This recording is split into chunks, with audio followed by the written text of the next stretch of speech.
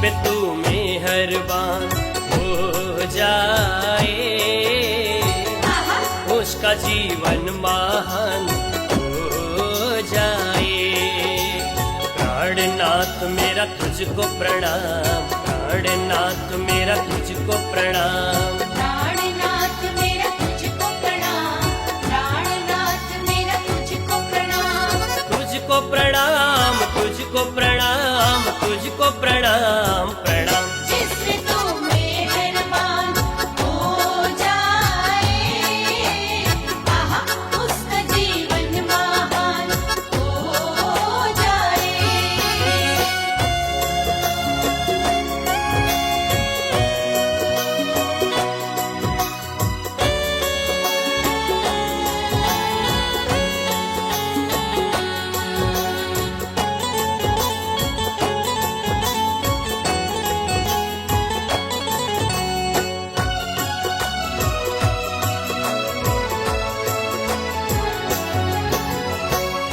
बेसहारों का सहारा है तू, डूबती नैया का किनारा है तू, बेसहारों का सहारा है तू, डूबती नैया का किनारा है तू। तेरे दर पे जो भी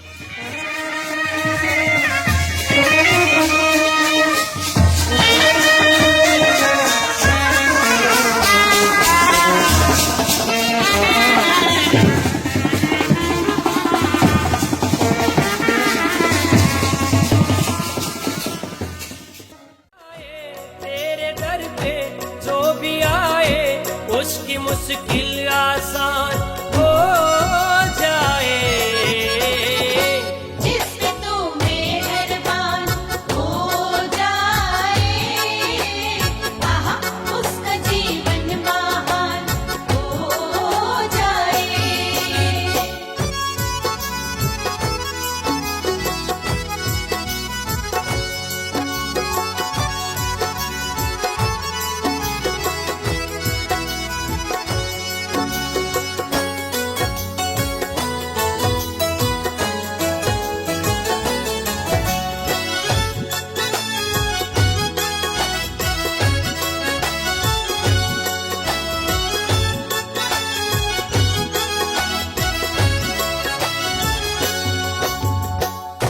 तेरी जिस दिल में रोशनी होगी, जिंदगी इसकी जिंदगी होगी। तेरी जिस दिल में रोशनी होगी, जिंदगी इसकी जिंदगी होगी। सच्चे दिल से जो पुकारे, सच्चे दिल से जो पुकारे, उसकी मुश्किल आसान हो जाए। जिससे तू मेहरबान हो जाए, आहा उसका जीवन महान हो जाए।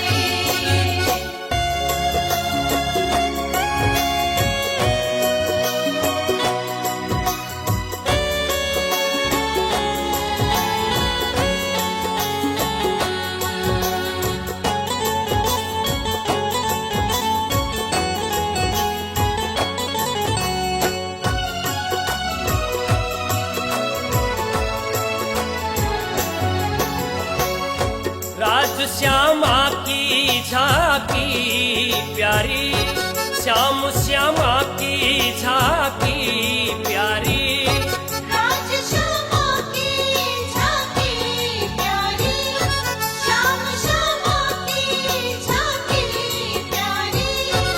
इसमें तन इसमें मन, इसमें तन इसमें मन, इसमें जीवन कुर्बान हो जाए। जिससे तू मेहरबान हो जाए, आहा उसका जीवन महान हो जाए। श्री राम जय जय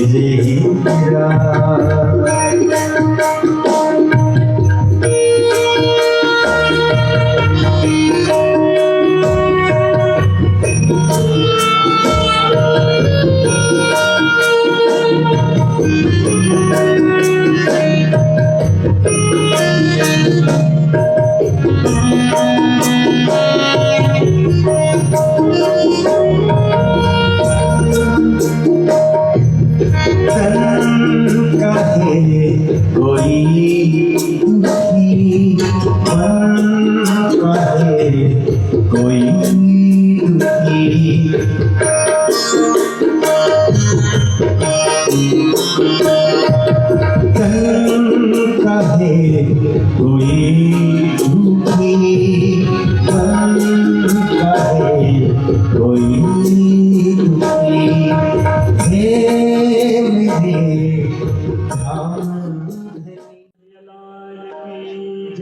सद्गुरुदेव महाराज की जय, वृंदावन बिहारी लाल की जय।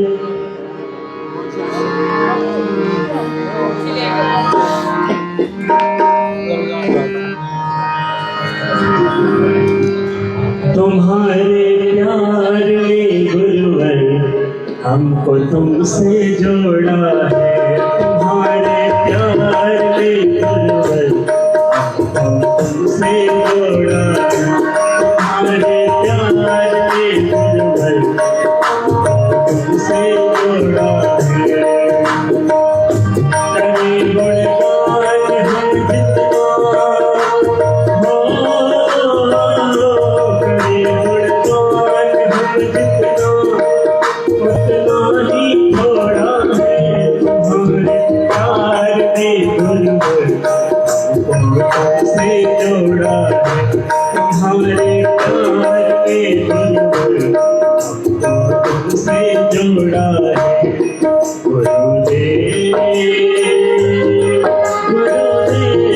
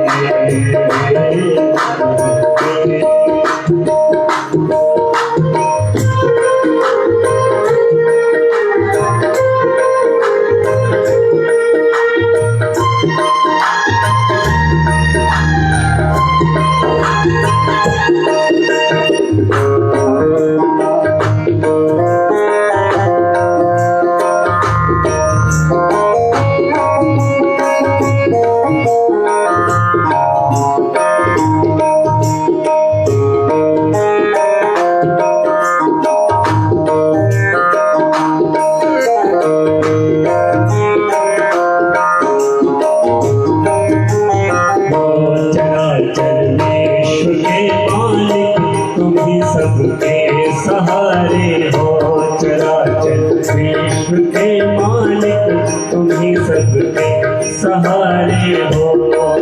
लेकर शरण में अपनी हो, लेकर शरण में अपनी भवबंधन तोड़ा है।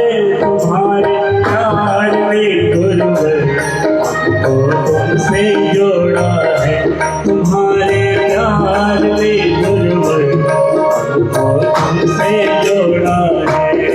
गुरुदेव गुरुदेव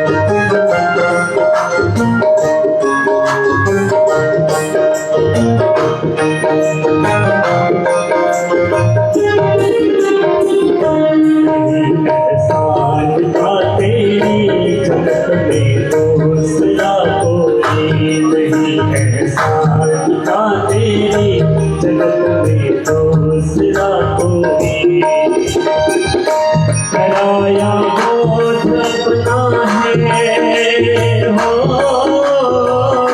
कराया बोध अपना है, झूठे जग को तोड़ा है, तुम्हारे प्यार पे गुलबुल हमको तुमसे जोड़ा है, तुम्हारे प्यार पे गुलबुल हमको तुमसे जोड़ा है।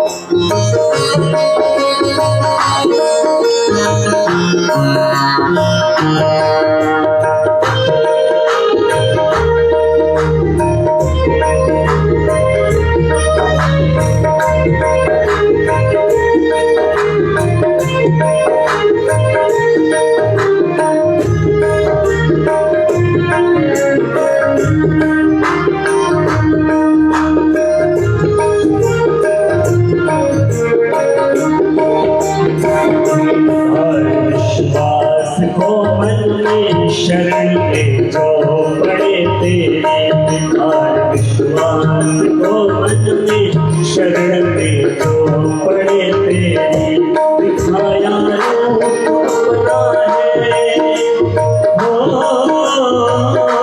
दिखाया रूप अपना है, चल चल चित को तोड़ा है, तुम्हारे प्यार में गुलबुल तुमसे जोड़ा है, तुम्हारे प्यार में गुलबुल तुमसे जोड़ा है, तुम्हारे प्यार में गुलबुल तुमसे जोड़ा है।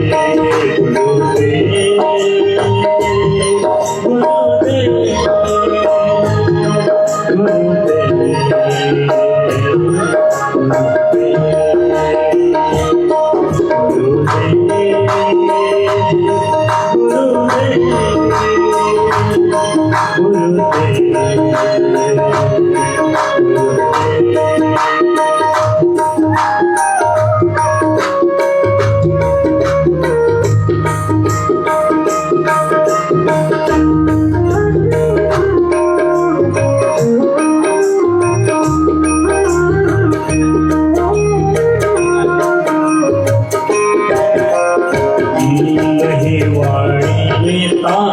है, करे गुणगान हम कैसे, नहीं वाणी में ताकत है, करे गुणगान हम कैसे, शरण में आ पड़े तेरी,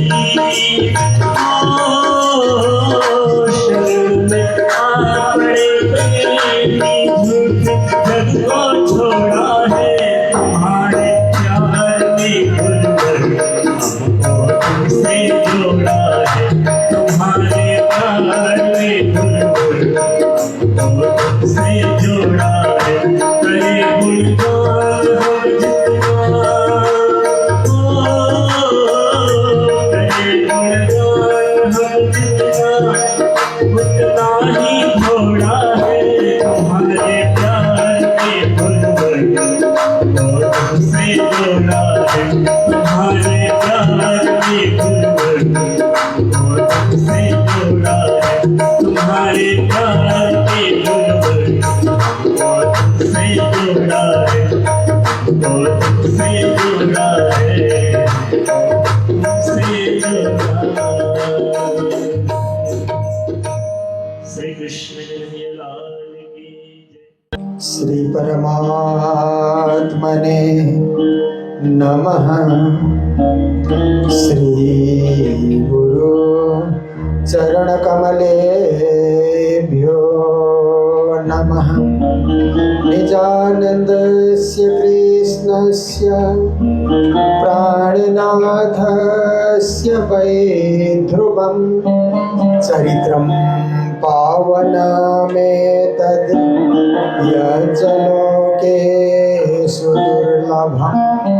पठनात् श्रवणात् चैव प्रेम भक्त्या समर्चनात् लभते चेप्सितं लोके अन्ते च पदमाव्ययम्। निजानंद निज नाम है, श्री कृष्ण धनि धाम। श्यामा सुंदर साध सब, राखो हृदय धाम। मंगल कृष्ण प्रणाम है, मंगल धर्म प्रकाश है, मंगल सुंदर साथ है, मंगल धाम उजास है। मंगल सुंदर साथ है, मंगल धाम उजास। बोलो वृंदावन बिहारी लाल की, श्री सद्गुरु महाराज की, श्री प्राणनाथ प्यारे की, गुरु जी मंगलदास महाराज की। आज यहाँ श्री कृष्ण प्रणामी निज दरबार चंडीगढ़ में रजत जयंती महोत्सव का 125 पारायण के साथ कार्यक्रम चल ही रहा है। साथ में आज पृथ्वी परिक्रमा, एक बहुत बड़ा उत्सव जो आशीर्वाद लेने का उत्सव है, उसमें भी हम सब लोग सम्मिलित हैं। तो इस संपूर्ण कार्यक्रम के आयोजक परम आदरणीय श्री श्यामानंद जी महाराज, और अभी यूएसए अमेरिका ह्यूस्टन में जिन्होंने एक सुंदर मंदिर बनाया है और नई जागनी भी की है। इस बार सब मुझे भी वहाँ जाने का मौका मिला और एक प्रवचन मेरा उन्होंने रखा था। परम आदरणीय श्री ठाल किशोर जी महाराज, जो हम सबको दर्शन देने के लिए यहाँ पर अभी पहुँचे हुए हैं। हमें तो लगता है कि इनको भोजन करा करके विश्राम करने का मौका देना चाहिए, क्योंकि अमेरिका से सीधा यहाँ आते हैं तो दिन रात का फर्क होता है, वो जेट लैग बोलते हैं। तो दिन में नींद आती है, रात को नींद खुल जाती है, ऐसा हो जाता है। वहाँ का सिस्टम और यहाँ का सिस्टम चेंज होने में 5-6 दिन लग जाते हैं। तो कम से कम 12 घंटा उनको विश्राम करना चाहिए, तब जा कर के वो फिर प्रवचन करने, वाणी चर्चा करने, भजन गाने, सब कार्यक्रम में फिर उसी तरह उपस्थित हो सकते हैं। फिर भी उन्होंने कहा मैं थोड़ी देर आप सबके बीच हूँ। ये उनका स्नेह है, प्रेम है, भावना है। हमारे नारायण स्वामी जी महाराज, दिव्यानंद जी महाराज और सभी मंचस्थ गुरुजन, आप सभी सद्धर्म प्राण शिरोमणि सुंदर साथ जी, आप सभी को कोटि कोटि करबद्ध प्रेम प्रणाम। देखिए, पृथ्वी परिक्रमा करने से छत्रसाल जी को हीरे मिले। अभी आपने सुना ना, छत्ता तेरे राज में धक धक धरती होए, जित जित घोड़ा पग धरे तित तित फतेह हुए। पर आजकल विद्वान लोग ऐसा भी कहते हैं, जित जित घोड़ा पग धरे तित तित हीरा होए। जो भी हो, ये बुंदेली लोक उक्ति है। इसलिए प्राणनाथ जी का आशीर्वाद मिला तो छत्रसाल जी राज्य विस्तार में भी विजयी रहे। उन्होंने पूरे बुंदेलखंड को स्वतंत्र राज्य घोषित किया और औरंगजेब बादशाह को कर चुकाना बंद कर दिया। हम नहीं देते किसी राजा बादशाह को कर, क्योंकि हमारा राज्य स्वतंत्र हो चुका है। बुंदेलखंड अपने आप आत्मनिर्भर होगा, किसी के पराधीन होकर के नहीं रहेगा। ये उन्होंने घोषणा की और ऐसी घोषणा करने की शक्ति उनको मिली महामती प्राणनाथ जी की कृपा से। और दूसरी बात, छत्रसाल जी सोच रहे थे कि मेरे बुंदेलखंड में उपजाऊ भूमि नहीं है, पथरीला मुल्क है, विंध्याचल पर्वत सोया हुआ है। कहते हैं ना, विंध्याचल पर्वत के ऊपर, विंध्याचल पर्वत के ऊपर सुंदर धाम सुहायो, आली मोहे प्राणनाथ मन भायो। विंध्याचल के विषय में पौराणिक कथा आती है कि वो इतना ऊंचा बढ़ता चला गया, अपनी ऊंचाई बढ़ाता गया, आकाश को छूने को पहुंचा। तो ऋषि अगस्त्य उसी मार्ग से दक्षिण भारत की ओर जा रहे थे। तो विंध्याचल पर्वत ने ऋषि अगस्त्य को देख करके झुक करके उसने प्रणाम किया। तो अगस्त्य मुनि ने आशीर्वाद देते हुए कहा कि बेटा विंध्याचल, तो इसी तरह प्रणाम करता रहा। मैं दक्षिण भारत जा रहा हूं, जब तक लौट कर नहीं आऊंगा प्रणाम ही करते रहना, उठना नहीं, क्योंकि तू उठेगा ना तो धरती के संतुलन को बिगाड़ देगा एकदम अपनी ऊंचाई लेकर के। इसलिए लेटे रहो, प्रणाम ही करते रहो। इसी तब से विंध्याचल पर्वत प्रणाम कर रहा है, पर इतना लंबा प्रणाम करता है कि सारी भूमि पथरीली भूमि है, उपजाऊ कुछ नहीं है। छत्रसाल जी सोचते हैं कि कमाई कैसे हो और प्राणनाथ जी की सेवा कैसे हो। तो किसी ने कहा कि प्राणनाथ जी के पास तो पारस मणि है, अंग्रेजी में टच स्टोन कहते हैं ना। प्राणनाथ जी के पास वो पारस पत्थर है, उसको लोहे को छू देते हैं ना, उस पत्थर को लेकर के तो सोना बन जाता है। बिक्री करते हैं और सुंदर साथ को भंडारा देते हैं, खिलाते हैं, पिलाते हैं, कोई चीज की कमी नहीं है। उनके पास पारस मणि है। छत्रसाल जी को लगा कि पूछ करके तो देखे स्वामी जी से कि है कि नहीं, क्या बात है। जब छत्रसाल जी ने पूछा कि स्वामी जी, लोग कहते हैं दरबार में ये बातें होती है कि आपके पास पारस मणि है, उससे आप सोना बना करके ये सारा खर्चा आप चला रहे हैं, क्या ये बात सही है? तो प्राणनाथ जी ने हंसते हुए जवाब दिया कि छत्रसाल, मेरे सुंदर साथ जो है ना वही मेरे लिए पारस मणि है, और मेरे मेरता के जो सुंदर साथ हैं वो तो पारस मणि से भी उत्तम हैं। वे सेवाएं भेजते रहते हैं, इसलिए भंडारे चल रहे हैं, आ रहे हैं, सुंदर साथ जा रहे हैं, कपड़ा लत्ता धन धान्य की कोई कमी नहीं पद्मावतपुरी धाम पन्ना में। छत्रसाल जी को लगा हो कहाँ मेड़ता राजस्थान और कहाँ बुंदेलखंड का पन्ना, इतना दूर से खर्च भेजते हैं। और मैं उन्हीं का परम शिष्य शाकुंडल सखी, शाकुंडल की शोभा मुझे मिल चुकी है, और मैं प्राणनाथ जी की सेवा नहीं कर पा रहा हूँ। अभी तक एक भंडारा भी अच्छी तरह सारे सुंदर साथ को मैंने दिया नहीं, तो ये मेरा दुर्भाग्य है।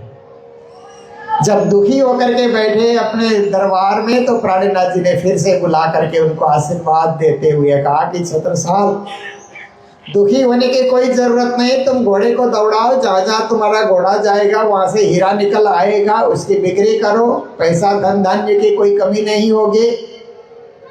तो आज ही का दिन था, ये कार्तिक पूर्णिमा का दिन, कि छत्रसाल जी ने अपने भले भैया घोड़े को दौड़ाया। सूर्योदय से सूर्यास्त तक जिस जिस भूमि में घोड़ा दौड़ा वहां से हीरा निकलने लगा। छत्रसाल जी हर प्रकार से संपन्न हो गए, धन धान्य की कोई कमी नहीं रही। अब देखिए कि प्राणनाथ जी ने छत्रसाल जी को हीरा मिलने का वरदान दिया, पर हम लोग क्यों पृथ्वी परिक्रमा करते हैं? क्योंकि हम लोग तो 350 साल से हम लोग भी पृथ्वी परिक्रमा करते हैं। देखिए आज हम लोगों ने चंडीगढ़ में भी परिक्रमा की, कुछ पैदल चले, कुछ वाहन में चले। छत्रसाल जी भी घोड़े पे चले थे। और यहाँ ही ने हमारे तीनों पुरी में पृथ्वी परिक्रमा का कार्यक्रम चलता है। पन्ना में तो सबसे बड़ी संख्या में सुंदर साथ पहुँचते हैं, और वहाँ जहाँ जहाँ छत्रसाल चले उस मार्ग से हो करके करीब दिन भर लगा करके 12 घंटे लगा करके पृथ्वी परिक्रमा करते हैं। गत वर्ष मुझे भी करने का मौका मिला था। फिर देखिए ये पर्व तो नेपाल में भी मनाया जाता है, कालिम्पोंग में भी मनाया जाता है, सिक्किम में भी, आसाम रंगशाली में भी मनाया गया। सारे प्रणामी मंदिरों में आज उत्साह जग रहा है कि सबके सब तो पन्ना नहीं पहुंच पाएंगे, तो हम अपने भूमि में ही परिक्रमा करें। छत्रसाल जी को हीरे मिले तो हमको क्या मिले? पर हमें भी हीरे से भी महान ये तारतम वाणी की चौपाइयाँ मिली हुई है। हीरे से कोई कमी नहीं है। हीरे को तो यहीं छोड़ करके जाना होगा, पर वाणी का ज्ञान लेकर के हम परम धाम जाएंगे, अखंड होंगे, परम पद को पाएंगे। इसलिए घबराने की कोई बात नहीं है कि हमें कुछ नहीं मिला। प्राणनाथ जी ने हीरे से भी चमकते हुए महान दिव्य ज्ञान, अखंड ज्ञान, परम धाम का हीरा वाणी के रूप में हमें बरसाया है, जिसका हम लोग आस्वादन करते थोड़ा थोड़ा करके।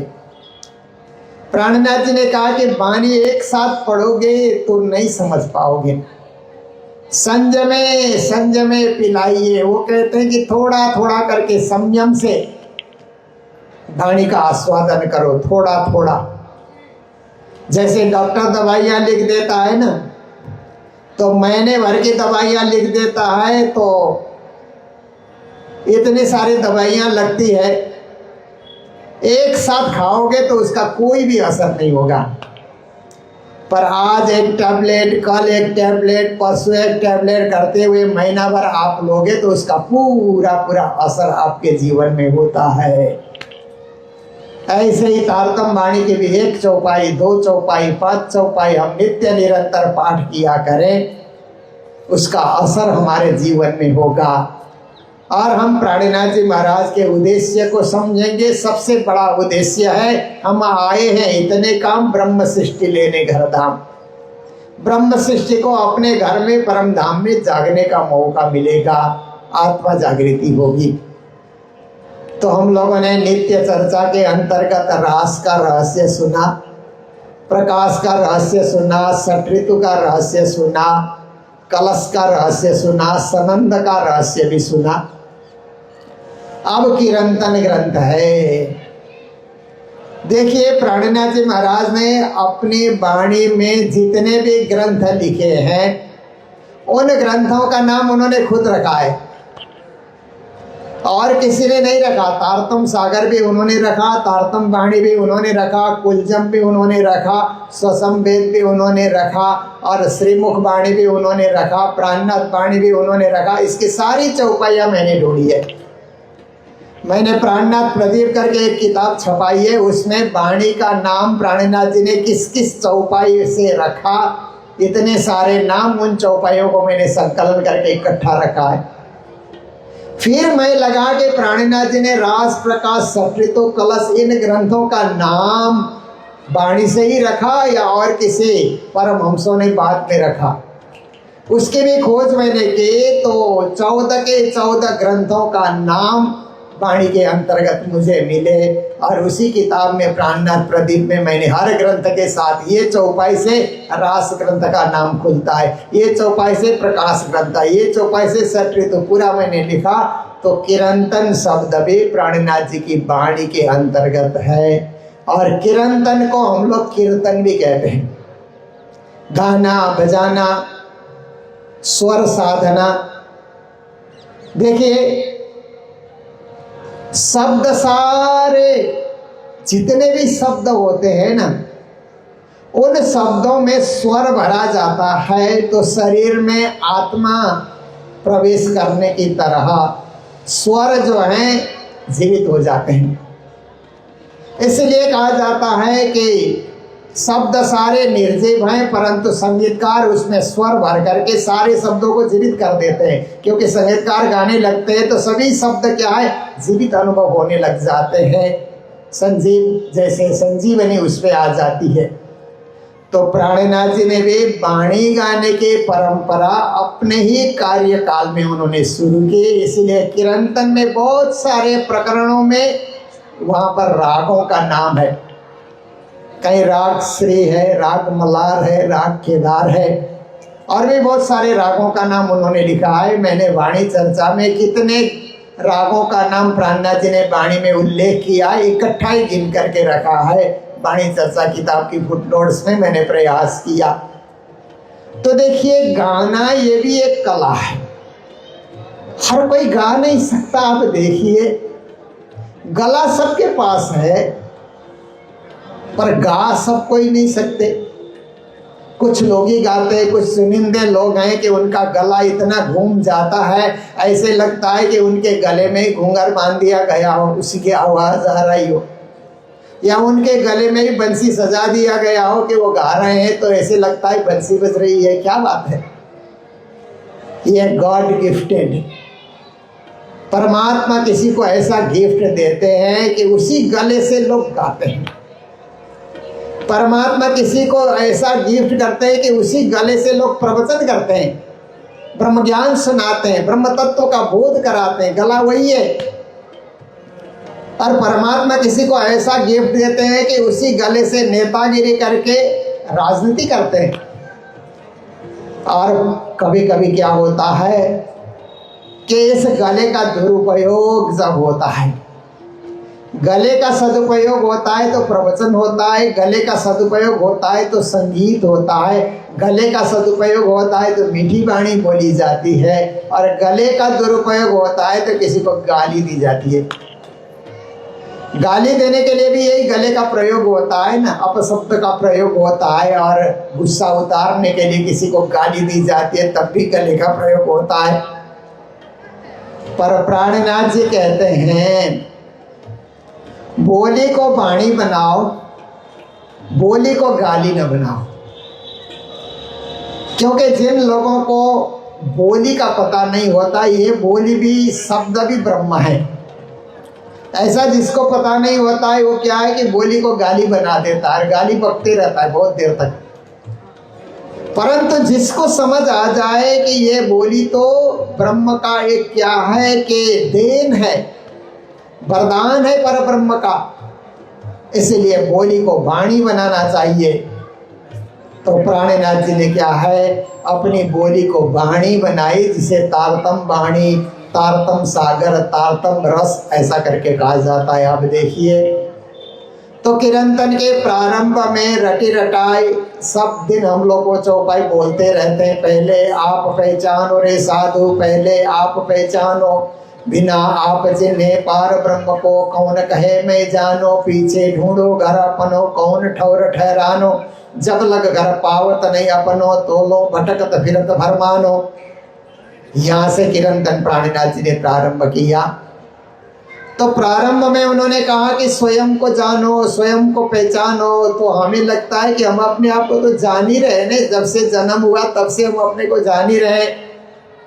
हमारा जो नाम रखा वो उससे हम अपने आप को जानते हैं, और हम जिस जाति में पैदा हुए उस जाति को हम जानते हैं, जिस भाषा में हम पैदा हुए उस भाषा को हम जानते हैं, जिस घर में हमारा जन्म हुआ उस घर को हम जानते हैं, घर का एड्रेस हम जानते हैं। तो हम अपने आप को जान ही रहे हैं ना। अपने आप को जानने के लिए और हमें क्या करना है? क्यों श्री प्राणनाथ जी महाराज पहले आप पहचानो, स्वयं को पहचानो।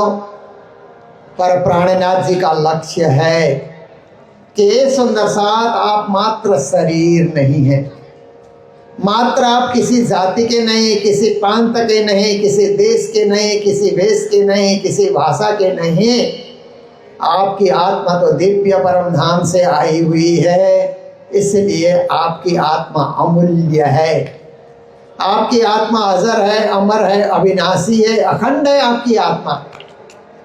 इसलिए अपने आत्मा तत्व को देखो, आत्मा तत्व को समझो। आप देखिए हम रात को सोते हैं ना, आत्मा तत्व को समझने के लिए हमें क्या करना है कि सुबह उठ करके हमें अपने छाती में हाथ रख करके हृदय की धड़कन को सुनना है। हृदय धड़क रहा है तो आप सोचिए कि हम जिंदा हैं। और हृदय की धड़कन बंद हो तो कोई उठ भी नहीं सकता है, कुछ सोच भी नहीं सकता है, कुछ कर भी नहीं सकता है। रात्रि को आप सोए तो आपका शरीर सो गया, आपका मन भी सो गया, आपकी बुद्धि भी सो गई, पर आपकी आत्मा जागती रही और जाग करके हृदय की धड़कन चलाती रही। आप देखिए मनुष्य सो जाता है तो सारे अंग सो जाते हैं ना, पाँव भी सो जाते हैं, हाथ भी, आप देखिए सब अंग सो जाते हैं, जब आंखें भी बंद हो जाती है। पर कुछ अंग ऐसे हैं कि आत्मा उनको जगाते रहती है। एक तो हृदय की धड़कन चलाना, एक फेफड़े से श्वास लेना देना, ये करते रहना, श्वास छोड़ना, श्वास लेना, ये फेफड़े का कार्य है ना, लंग्स का कार्य है।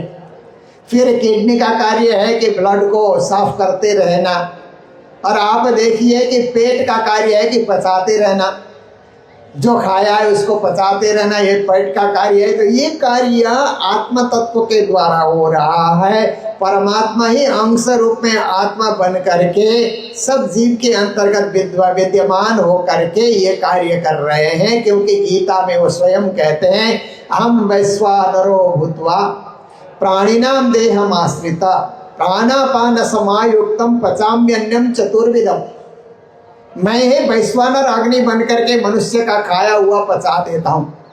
मैं ही चेतन रूप बन करके मनुष्य को जीवित रखता हूँ। तो ये सब क्या है कि ईश्वर सर्वभूतानि हृदय सर्जन तिष्ठति। सब भूत प्राणियों के हृदय में ईश्वर रूप से मैं ही बैठा हुआ हूँ।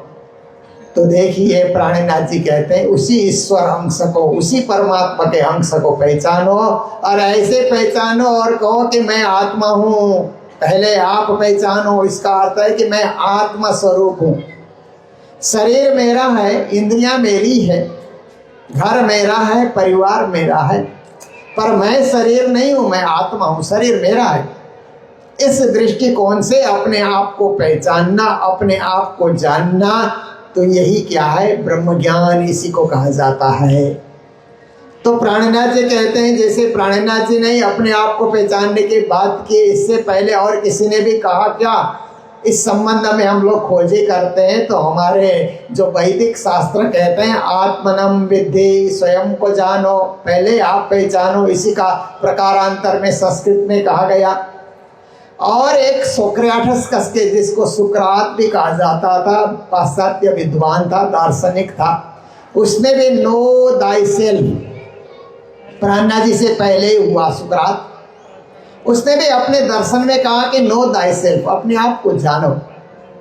पर सुकरात ने अपने आप को जानो किस विषय को लेकर के कहा, और हमारे वैदिक शास्त्रों ने आत्मनम विद्धि करके किस विषय को लेकर के कहा, ये तो खोजी का विषय है।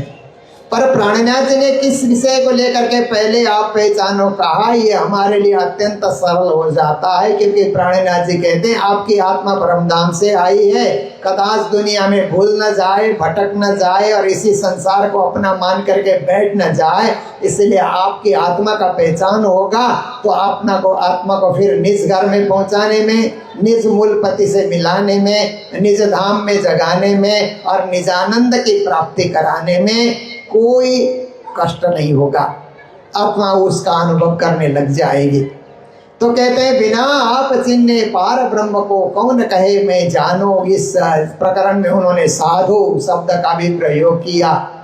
तो कभी कभी सुंदर साथ वाणी पढ़ते हैं तो साधु शब्द आता है, तो ये तो साधु संतों के लिए बोला गया है। कभी कभी सखी शब्द आता है तो लगता है कि चलो हमारे लिए कहा गया है, माताओं को ऐसे लगता है। कभी कभी भाई रे ब्रह्मज्ञानी, ब्रह्म दिखलाओ, ये प्रकरण मिलता है तो भाइयों को अच्छा लगता है, प्राणनाथ जी हमें समझा रहे हैं। पर ऐसी बात नहीं। प्राणनाथ जी ने साधु शब्द से संबोधन किया तो भी जगत के समस्त जिज्ञासुओं को संबोधन किया। सखी शब्द से संबोधन किया तो भी जगत की संपूर्ण आत्माओं को संबोधित किया। भाई शब्द से संबोधित किया तो विश्व के सारी मानवता को उन्होंने संबोधित किया है कि पहले स्वयं को जानो कि आप कौन हो। अपने आप को नहीं जाना तो क्या दुनिया को जाना, अपने आप को नहीं जाना तो क्या परब्रह्म परमात्मा को जाना। इसलिए स्वयं को जानना जरूरी है। क्योंकि हम पानी के एक बूंद को समझते हैं तो हम समुद्र को भी समझ सकते हैं। और आप देखिए कि पानी का उदाहरण इसलिए दिया जाता है कि पानी को समुद्र का रास्ता किसने बताया। जब बरसात होती है तो पानी बूंद बूंद करके क्या है कि एक नाले के रूप में परिणत हो जाता है। नाला फिर नदी का रूप ले लेता है और नदी महानदी का रूप लेता है, फिर समुद्र में जा कर के पहुंचता है। पर पानी को समुद्र तक जाने का रास्ता किसने दिखाया? अपने आप ढूंढा, अपने आप पता किया कि मेरा मूल समुद्र है, मैं समुद्र का अंश हूँ, इसलिए समुद्र में पहुँचे बिना मेरी शांति नहीं, मुझे गति नहीं, मेरा मोक्ष नहीं, मुझे समुद्र तक पहुँचना होगा। ये पानी ने खुद समझा, जबकि पानी जड़ है। तो चेतन आत्मा को तो और जल्दी से समझना चाहिए कि मैं परमात्मा का अंश हूँ, तो मुझे अपने आप रास्ता ढूंढ करके परम धाम जाना चाहिए। पर ऐसा अपने आप जब उसको पता नहीं चलता है तो प्राणनाथ जी हमको मिलते हैं और प्राणनाथ जी कहते हैं कि चलो मैं रास्ता दिखाता हूँ, आपको परम धाम जाना है तो मैं रास्ता दिखाता हूँ। हद पार बेहद है, बेहद पार अक्षर, अक्षर पार वतन है, जागिए इन घर। ये आत्मा हद बेहद अक्षर, उसको भी छोड़ करके अक्षराती तक आपको जाना है। ये प्राणनाथ जी हमें समझा रहे हैं। गाइड, जैसे आप कहिए ना कि प्राणनाथ जी हमारे लिए क्या हैं, तो कहते हैं फ्रेंड, गाइड एंड फिलोसोफर कहते हैं। अंग्रेजी में एक कहावत है कि प्राणनाथ जी हमारे लिए एक फ्रेंड जैसे भी हैं, दोस्त जैसे भी हैं, हमें समझा रहे हैं, हमारे करीब आकर के समझा रहे हैं, हमारे साथ साथ यात्राएं कर रहे हैं। प्राणनाथ जी ने पृथ्वी परिक्रमा की तो नौतनपुरी से निकल करके पन्ना धाम तक जाने तक 48 साल तक प्राणनाथ जी चलते रहे, यात्रा करते रहे। उन्होंने 12,000 किलोमीटर के उन्होंने धरती की यात्रा की, 8,000 किलोमीटर की समुद्री उन्होंने यात्रा की, कुल 20,000 किलोमीटर की उन्होंने यात्रा की। आज गिनती करने से इतनी यात्रा प्राणनाथ जी ने की, कितनी बड़ी पृथ्वी परिक्रमा उन्होंने की होगी। इसलिए कि ब्रह्म आत्माओं को जगाने के लिए हम आए हैं। इतने काम ब्रह्म सृष्टि लेने घरदाम रोशन कर ले, हुक्म बजाए, ब्रह्म सृष्टि और दुनिया देवरे जगाए। पहले ब्रह्म सृष्टि को जगाना है, फिर सारी दुनिया को भी जगाना है, सबकी आत्मा को जागृत करके मोक्ष धाम में पहुंचाना है। ऐसा दिव्य ज्ञान प्राणनाथ जी हमें प्रदान कर रहे हैं वाणी के माध्यम से। आज कुछ विलंब भी हो रहा है तो मैं इतना में ही रखूँगा। हम लोग रोज़ मिलते रहेंगे, वाणी चर्चा सुनते रहेंगे, इसका कोई अंत नहीं है।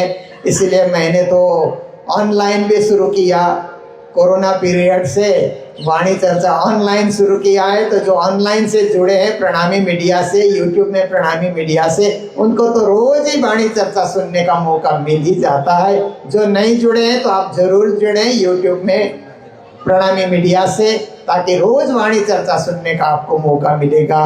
तो अभी इन्हीं शब्दों के साथ जय जयकार करते हुए चर्चा को विराम दे रहे हैं। बोलो सतगुरु महाराज की, श्री प्राणनाथ प्यारे की, सर्व सुंदर साथ की।